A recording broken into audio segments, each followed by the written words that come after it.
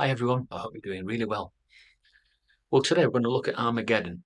We're going to compare what we know about what is likely to be the coming destruction of the ungodly, unrighteous, and we're going to compare that to Noah and Noah's situation.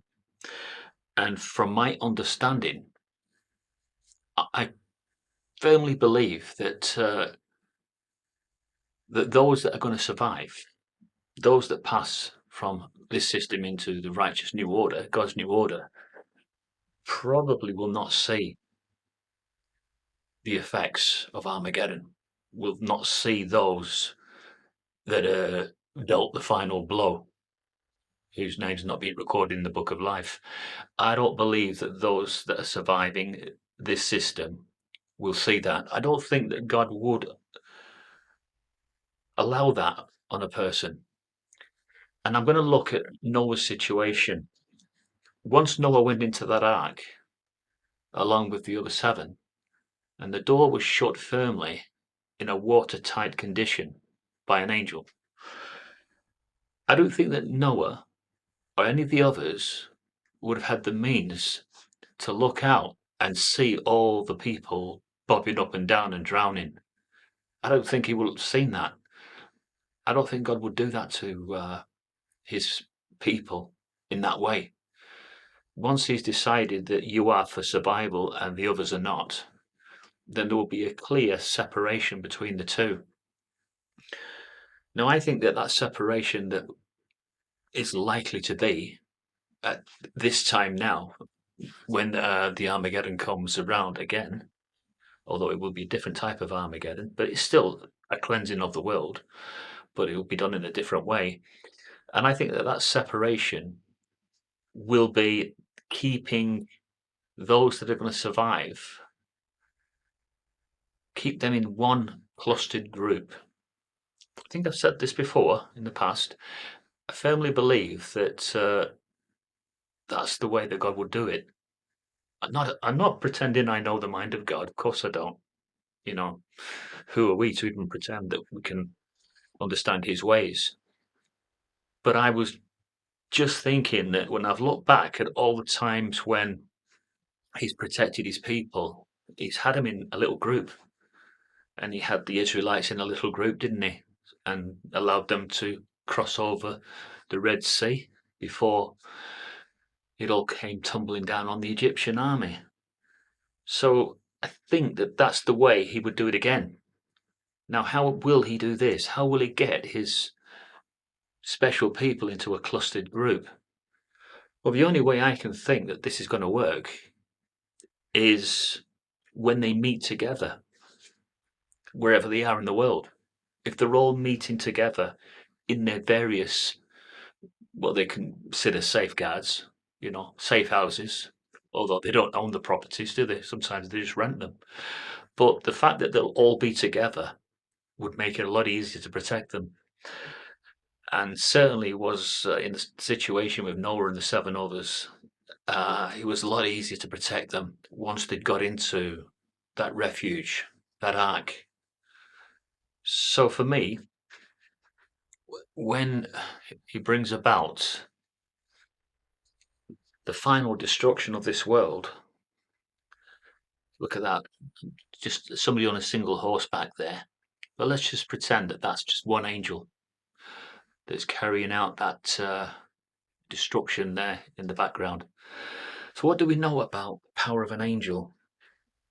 Well, very limited information on that, except for the fact that we have the account of King Sennacherib and his army. And in one night, one angel took out his whole army. And it was 185,000 of King Sennacherib's troops perished in one night.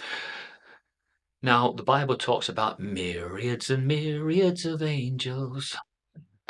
You know how the song goes. Do you remember it? Just came into my head about 5 minutes ago, and I remember that song quite well. And I used to sing that when I was in the Kingdom Hall. Really belt it out, from the diaphragm. Let it come out. So myriads, millions or more. But if one angel can kill hundreds of thousands, then certainly myriads and myriads of angels could kill billions. In fact, the entire population of the world in a cleansing fashion, not in a willy-nilly, all-out, unplanned, extravagant, destructive mission. It won't be that. It'll be done in a purposeful way. It's a case of cleansing the earth for a second time. And the only way they can do that is to remove all destructive influences or all those that are opposed to God's kingdom. And they would be the ones to be removed. And that's your Gog and Magog and all those that support Gog and Magog. They'll all have to be removed. But this video really is about how long is Armageddon likely to last? Again, we have to look at Noah's situation, and we know that it rained for 40 days and 40 nights, and we know that this was no ordinary rain, that this was more than a torrential type of rain, because the canopies of the earth, we believe, burst and that rainfall came down. So literally buckets and buckets were coming down. Should imagine it was really noisy as well if he was on inside that ark at the time. It would have been quite deafening, hearing the rain. And of course it was quite a freakish thing anyway, because according to biblical historians, all moisture came from the ground upwards. And certainly Genesis bears this out as well. So rain would have been seen for the first time. Well, to see it come down in that colossal amount with that deafening sound it would make, for me, that would go a long way in dampening and stopping anybody that was outside that ark who was drowning and screaming in pain, and people who are dying are going to make a lot of sound, aren't they? And they're going to be very noisy if they're drowning and if they're clinging to rocks and falling off and all that kind of thing. But I just don't think that those inside the ark would have heard them, and they certainly wouldn't have seen them. And that's why it was so important that they stayed inside the ark and they did everything according to what they were told, as they did when they were building the ark. They did everything according to being an obedient subject. So I don't think that they would have tried to have looked out and seen them drowning. And I believe that those that die at Armageddon, I don't think that those that survive will be given the chance to look at them. They will be shut away, and there will be a separation between those that die and those that survive. And they won't even be curious as to what's happening outside, because they'll just be glad that they've survived, that they're the Armageddon survivors and not the casualties of Armageddon. Interesting. How long will it last? We just don't know. We really don't know. But let's again look at Noah's situation.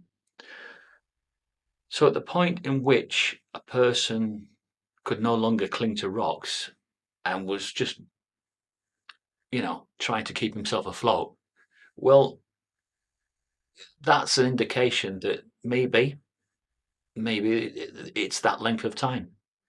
It's your human endeavor and how long you can cling to life when there's a destructive force abounding all around you. So if you are a strong person, you're likely to last a bit longer than others. If you was a good swimmer back in Noah's time, you could float on your back maybe and survive a bit longer. But this, again, I'm trying to say that this was no ordinary rain. This was coming down in absolute buckets and torrents. And I should imagine even the best and buoyant of swimmers would have struggled. And Yes, and I'm thinking there'll be a situation at Armageddon where people will try to stay alive, but it just won't be possible because God has pronounced that He wants to cleanse the earth for a second and final time, never to be repeated, people. But it's interesting, isn't it, that we can look at such a harrowing event as what's likely to come about after the Great Tribulation comes to an end. And we can look at this event and we can only just guess that how long it's going to take and how many angels it's going to also take to complete the mission, because that's what it'll be. They'll just have a mission, won't they? And I don't even think that they'll be even listening to people that are dying, because they're there to do one thing, and that's to carry out the explicit instructions of the Most High. So I don't think any people that are pleading for their lives, I don't even think they'll be listening to that. You know, they just won't be distracted. They'll just be focused on what they have to do, and that's to globally cleanse the earth of all unrighteous people who are opposed to God's messianic kingdom. Yes, people. Do you still believe it's coming? Well, it is. It's coming. You can't prolong it. I know everybody's saying, yeah, but the generation's all dying off. Well, that's true. But do you really think that this system really can go on the way it is when you know for a fact that they've got huge plans? I'm talking about man now. I'm talking about Lucifer and his earthly hordes. They've got huge plans for us. And that is to globally cleanse us anyway. They've got plans to do what God's going to do at Armageddon. This is what they do. This is what Satan does. He takes something that has truth in it and he turns it around for his own advantage. And I think that this, all these conspiracy theorists of about 10 or 20 years ago that's talked about the FEMA camps and martial law and all that, I think they're all going to be proven right. Don't want them to be proven right, but I think they are being, you know. And I think the United Nations has definitely got plans for its people. And it isn't to help us support the Messianic kingdom. It's to support Lucifer before he's abyssed. I think that's what it's all about. Forces to worship the beast, which I won't be doing. Sorry, I've just got an itch. I think it's like a sweat rash. You know, when you work hard as an engineer, you sometimes get like a sweat rash and it's very itchy at times. Just changing the subject of this horrible subject of Armageddon. Right, I'll see you all again. Goodbye.